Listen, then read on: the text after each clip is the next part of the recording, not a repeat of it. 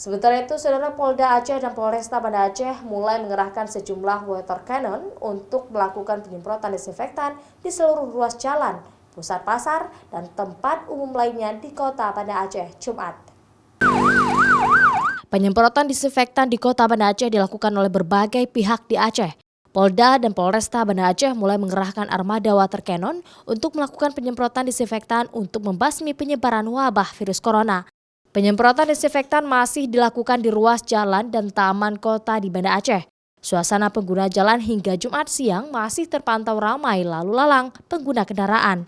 Namun kondisi ini sedikit lebih lengang dibandingkan dari kondisi sebelum isu wabah virus corona merebak.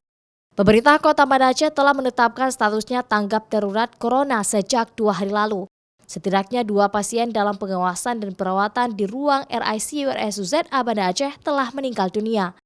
1 diantaranya dinyatakan positif COVID-19 berdasarkan hasil uji lab yang dikirim swab ke Jakarta. Sementara 1 PDP lainnya yang juga telah meninggal masih belum keluar hasil apakah positif atau negatif COVID-19.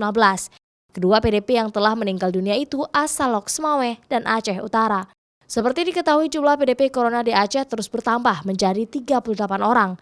Yang sudah dibolehkan pulang berjumlah 31 orang, sementara ODP berjumlah 193 yang tersebar di 23 kabupaten kota. 1 PDP yang telah meninggal dunia dinyatakan positif COVID-19. Raja Umar, Kompas TV, Banda Aceh.